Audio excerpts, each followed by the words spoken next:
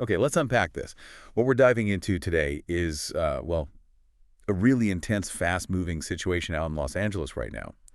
We're looking at recent federal immigration enforcement actions, the significant protests and clashes that followed, and, yeah, a pretty controversial decision to deploy the National Guard. Hmm.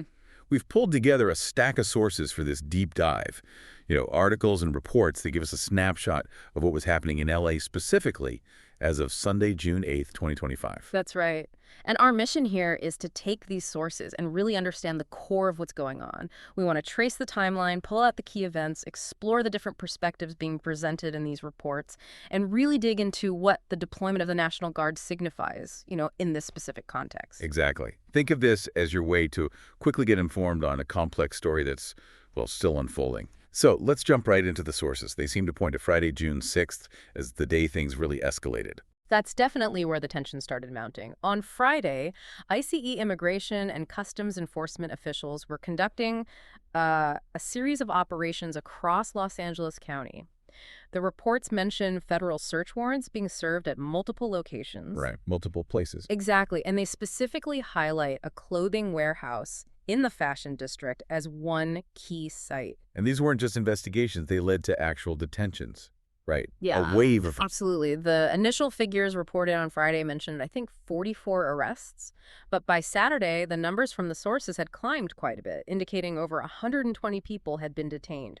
DHS, the Department of Homeland Security, they put out statements clarifying that some of those detained allegedly had ties to criminal organizations or prior criminal histories. Okay, but even with that official explanation, the sources say immigrant rights advocates immediately voiced pretty significant concerns about transparency, legality. For sure. And that, according to the reports we looked at, was the immediate fuel for the public outrage. The spark, basically. It certainly seems like it. The protests kicked off almost instantly on Friday evening. Reports placed the initial demonstrations outside a federal building downtown, apparently where some detainees were being held. And you can tell the atmosphere was already charged from the start. The sources describe chants like, set them free, let them stay, and some graffiti appearing on the federal building itself. Yeah, and that intensity definitely didn't fade by Saturday. If anything, it spread. The demonstrations moved beyond just downtown LA to other parts of the county. Paramount and Compton are specifically cited in the sources Okay. as key locations where things really heated up. Tell us about what happened there. What did the sources actually describe? Well, in Paramount, near a Home Depot, reports say protesters directly confronted federal agents.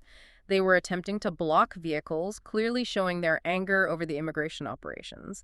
The situation there seems to have escalated quite rapidly. How did that escalation manifest? What were people doing based on the reports? We see reports of protesters throwing objects, things like rocks, even pieces of concrete apparently at law enforcement vehicles. Federal agents, including Border Patrol and other DHS personnel, they responded by deploying riot gear. Right here, okay. Yeah, and they used tear gas, flashbang explosives, and pepper balls to try and, disperse the crowds. And Compton saw similar volatile scenes. It wasn't just Paramount. No, similar story in Compton. During an anti-ICE demonstration there, one vehicle was reportedly set on fire. Images circulated showing burning cars, graffiti. It looked pretty intense. The LA County Sheriff's Department sent over 100 deputies to Paramount alone. Sheriff Robert Luna is quoted in sources stating the crowd there grew to between 350 and 400 people, and that it definitely became violent. So even heading into Sunday, June 8th, the protests were still very much active, no sign of stopping. Not at all. They continued in downtown Los Angeles with calls for mass mobilization outside Los Angeles City Hall. And the sources describe clashes between protesters and law enforcement intensifying further on Sunday. And it wasn't just the local police involved by then, was it? Federal officers, too. No, you're right. Federal officers were heavily involved by Sunday. They were described as wearing identifying patches, ICE, FBI, and carrying rifles. Tear gas was used again to disperse crowds, this time outside the Metropolitan Detention Center downtown. So more tear gas. Yeah. And the LAPD declared unlawful assemblies in several areas, issued dispersal orders, and made multiple arrests. Their count, as of Sunday morning, was 29 arrests, primarily for failure to disperse. And one of those arrests was kind of a notable figure, wasn't he? according to the reports. Yes, David Huerta. He's the regional president of CIU California, the Service Employees International Union. He was reportedly among those arrested, accused of impeding immigration agents. Right, so this escalating unrest, the growing size, the intensity of the clashes, this seems to be what directly triggered the big federal response we mentioned earlier, the National Guard. That's definitely the connection the sources make. On Saturday, June 7th, President Trump signed a memorandum. It ordered the deployment of at least 2,000 National Guard troops to Los Angeles County. Defense Secretary Pete Hegseth confirmed this mobilization pretty quickly on social media. He said troops would deploy immediately. Immediately, wow. And I added a warning that active duty Marines from Camp Pendleton could be mobilized if the violence didn't stop. Wow, the possibility of bringing in the Marines, that's a serious escalation.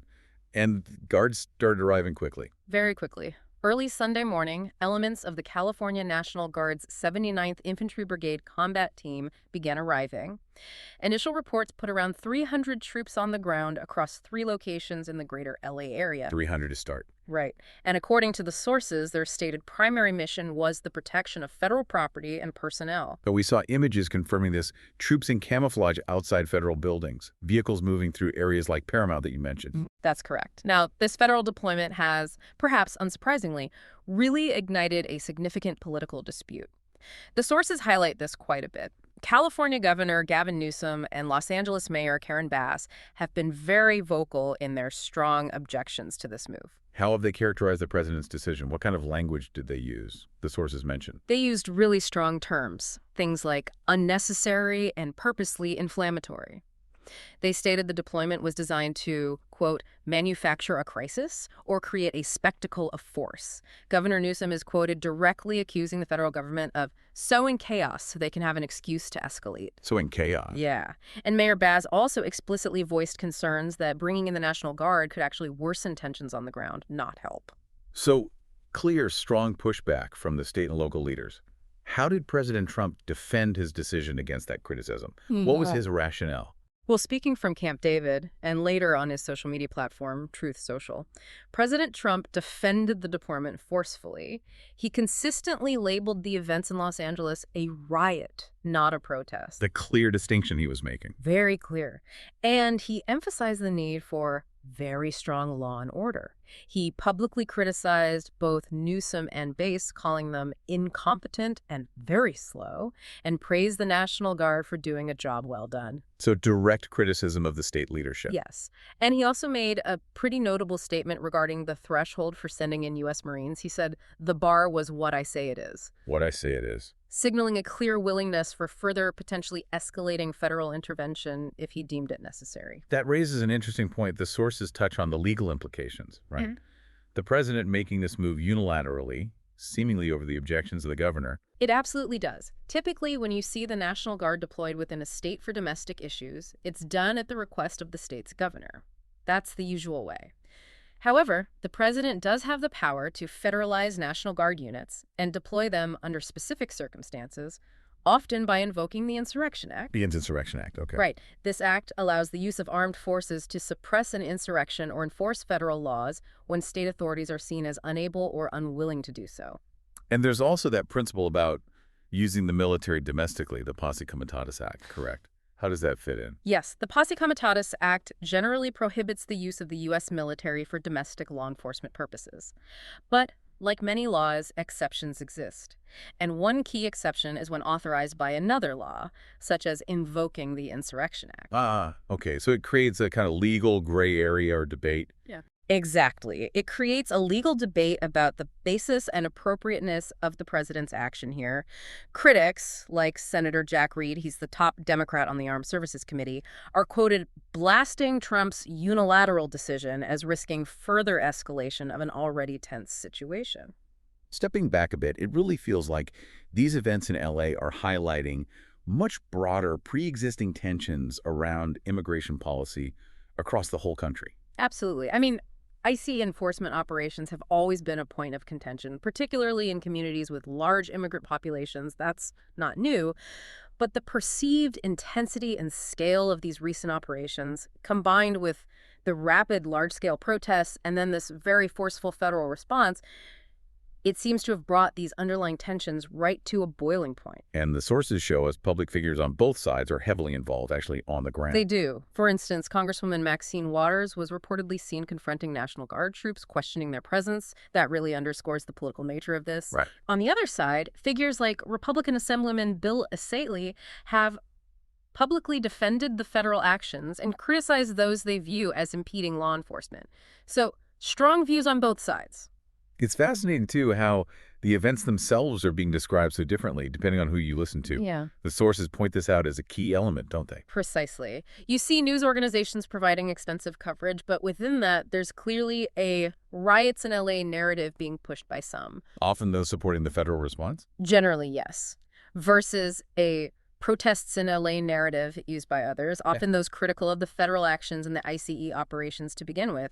And that debate over the very nature of the events, are they riots requiring forceful intervention, or are they legitimate protests against government action, that really reflects the deep political polarization we see. Yeah. Polarization around immigration, civil liberties, law enforcement authority. It's all wrapped up in that language. It's more than just semantics. It reflects fundamentally different ways of seeing what's happening and why. So, looking at these sources, as of Sunday evening, June 8th, the situation was still very much active, in motion. Absolutely. It remained highly fluid and tense. Protests were continuing, the National Guard was deployed and very visible, and the political rhetoric between state and federal leaders was, well, heated and showing no signs of cooling down. And the sources make it clear this isn't necessarily a situation that just resolves overnight. There's an expectation of more. It seems so. Representative Nanette Barragan was cited, indicating that ICE enforcement and removal operations are expected to continue daily for the next 30 days in LA County. For another month? Wow. Yeah, that specific detail from the sources suggests that tensions might remain high and could potentially flare up again in the coming weeks. So what these events in Los Angeles really underscore, looking across these various sources, is this really complex and often volatile interplay between federal actions, the reactions of local communities and authorities, the exercise of civil liberties through protests, and, frankly, the potential for significant civil unrest in a major American city. Right. And it forces you, as a listener, to look beyond just the sequence of events and consider what it means that people are viewing them through such radically different lenses. Given the starkly conflicting descriptions of riots versus protests and this very strong disagreement between federal and state leaders on the right response, what does this whole situation reveal about the different ways people currently view and maybe value immigration enforcement, the right to civil demonstration, and the extent of federal authority in the USA right now? It's definitely a lot to consider, and some of these sources certainly leave you reflecting on.